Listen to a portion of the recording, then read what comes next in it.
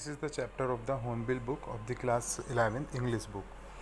This is the first chapter. The name of the chapter The Portrait of a Lady. इसमें जो writer है उनकी जो grand mother है उनका राइटर ने एक पोर्ट्रेट बनाया, एक इमेज बनाया है। वो बताता है कि उसने अपनी ग्रैंड मदर के साथ में कैसे कैसे टाइम स्पेंड किया, और वही वो बेसिकली अपनी दादी के बारे में बताना चाहता है। The portrait of a lady is the story of the other. वो राइटर की रियल स्टोरी है। He described his relationship with the grandmother over the year. कई सालों से उसकी ग्रैंड मदर के साथ में जो रिलेशन रहा है वो उसी को बताता है। He pens down her daily activities and how she evolve as a character as time pass by. वो लिखता है और बताता है कि कैसे कैसे जब टाइम बीतता गया तो उसने अपनी दादी माँ के साथ में किस तरह से टाइम स्पेंड किया है। He explain her appearance which helps create an image in the readers mind. और वो उनका अपीयरेंस समझाता है और बताता है जिससे पढ़ने वाले का जो माइंड है उसके माइंड में एक तरह की इमेज क्रिएट होती है उसकी ग्रैंड मदर के बारे में, जैसे जैसे वो अपनी ग्रैंड मदर के बारे में बताता जाता है। The portrait of a lady, this is the summary of the chapter. The portrait of a lady is the story of the author. The grandmother was an old woman with the wrinkled face. वो बताता है अपनी grandmother की features कि उनकी दादी माँ का जो चेहरा था वो रिंकल्ड फेस था, झुर्रियाँ थी उनके चेहरे पर।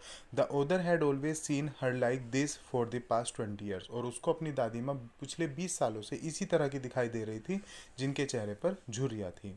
सी appear to be so old that he couldn't imagine her being young and pretty. वो बताता है कि उसे अपनी दादी माँ इतनी बूढ़ी लगती थी कि वो कभी समझ भी नहीं पाता था कि ये अगर अपने यंग एज में वो कैसी रही होगी और कितनी सुंदर लगती होगी। Someone who had a husband, she was short fat and the slightly bent. वो थोड़ा छोटी, फैटी एंड द थोड़ा झुकी हुई थी। This is the features of his grandmother. The other had seen his grandfather's portrait and old man with a turban and a long white beard covering his chest. और वो अपने grandfather का भी एक portrait बताता है जो कि एक बूढ़े आदमी थे जिन्होंने एक पगड़ी पहना हुआ था, जिनकी लंबी सफ़ेद दाढ़ी थी जो उनकी चेस्ट तक को कवर किए हुए थी। To the other his grandfather didn't seem like a man who couldn't have a wife and children but could have a wife and the children, but someone who couldn't have lots of grandchildren.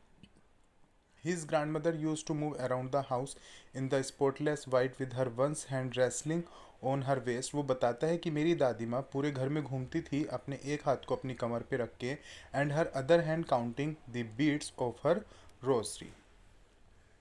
और दूसरे हाथ में वो एक माला रखती थी और उस माला के दानों को वो हमेशा काउंट करती रहती थी। In the initial days the other and his grand mother had a good relationship. Starting के दिनों में ओदर की ग्रैंड मदर और उसके बीच में अच्छा रिलेशन था। She use to wake him up. वो उसको उठाया करती थी एंड गेट हिम रेडी, और उनको रेडी क्या करती थी स्कूल जाने के लिए।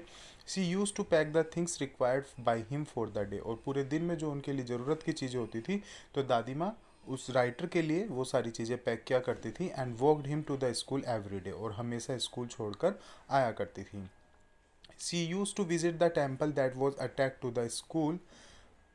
The school. और वो उस मंदिर जाती थी जो स्कूल से अटैच था, तो वो ऑथर को उसके स्कूल में छोड़ती हुई फिर मंदिर जाया करती थी। She had a routine of the reading the scriptures. वो डेली ग्रंथों को पढ़ा करती थी। The other along with other children sat on the veranda singing alphabet and the morning prayer. और जो ओदर था वो भी बाकी बच्चों के साथ में वरांडा में बैठ जाया करता था। वो भी अल्फ़ाबेट्स को गाया करता था और प्रेयर्स, मॉर्निंग प्रेयर्स को गाता था।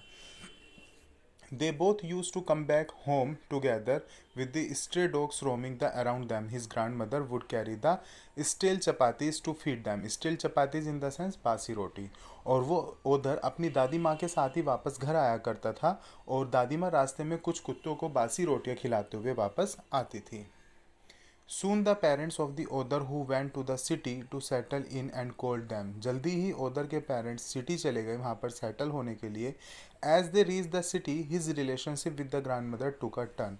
जैसे वो शहर गए तो ग्रैंड मदर के साथ में जो ओदर का रिलेशन था उसमें एक बदलाव आया। दो दे शेयर द रूम, हालांकि वो एक ही रूम में रहते थे, द बॉन्ड ग्रू अपार्ट, लेकिन उनका बॉन्ड धीरे धीरे अलग होता गया। He started going to an English medium school. अब जो ओथर है वो एक इंग्लिश मीडियम स्कूल जाने लगा।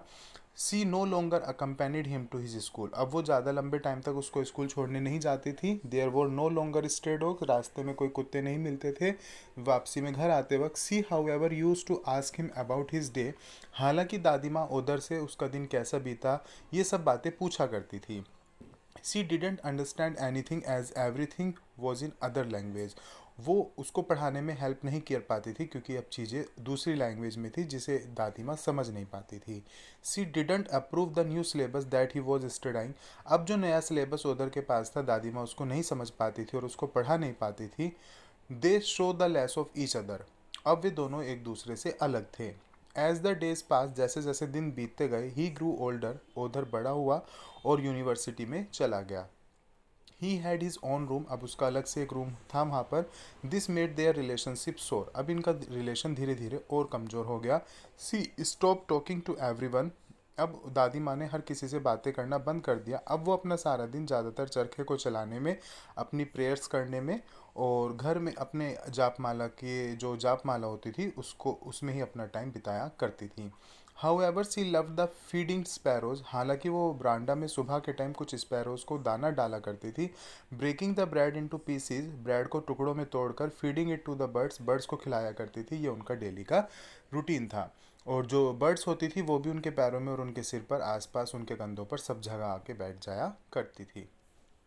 सून the author decided to go abroad for the further studies, अब ओदर ने डिसाइड किया एब्रोड जाना। She came to the railway station to leave him, हालांकि दादी माँ उसे छोड़ने आई थी। She was not sentimental, continuously recited her prayers, दादी माँ दुखी नहीं थी, बस वो अपनी लगातार प्रेयर्स कर रही थी और अपने मन में उसकी ओधर की कि वो उसका जीवन सही रहे उसके लिए प्रार्थना कर रही थी। She kissed him on the forehead, दादी माँ ने उसके माथे पर किस किया। After 5 years he return home, जब उधर 5 साल बाद वापस घर आया। सी वॉज देयर, दादी माँ घर पर ही थी। केम टू पिक हम एट द स्टेशन, हालांकि दादी माँ उसे स्टेशन पर पिक भी करने आई। वॉज स्टिल सेम, और दादी माँ अब भी ऐसी ही दिख रही थी जैसी 5 साल पहले दिखती थी। She clasped him with her arms, उसने दादी माँ को अपनी बाहों में भर लिया। And didn't say a word, और एक भी वर्ड नहीं कहा। She still use to feed her sparrows, और दादी माँ ने अभी भी स्पैरोज को ही दाना खिलाती रही। One day she didn't recite her prayer, लेकिन एक दिन दादी माँ ने अपनी प्रेयर नहीं की, but instead collected the women of the neighbourhood, हालांकि जो पड़ोस में औरतें थी वो सारी इकट्ठी हो गई। Got a drum and started singing. The next morning she was with mild fever, अगले दिन उनको थोड़ा बुखार था। The doctor said that there was nothing to worry, doctor ने कहा कि चिंता वाली कोई बात नहीं है। बट सी वॉज श्योर, लेकिन दादी माँ जानती थी कि अब उनका अंतिम समय पास है। She didn't want to waste her time talking to anyone, वो परिवार में बातें करके अपना टाइम बर्बाद नहीं करना चाहती थी। But spend her last hour in reciting her prayers laying the bed, बल्कि प्रार्थना में अपना समय बिताया लास्ट दिनों में भी। She died and so her body ले ऑन द बेड, वो अब उनकी डेथ हो गई, उनकी बॉडी बेड पर थी। Lifeless as they prepare for her funeral, जैसे उन्होंने उनके अंतिम संस्कार की तैयारी की। They saw all the sparrow sitting in the verandah around her, उन्होंने देखा कि जितने भी स्पैरोज को वो दाना डाला करते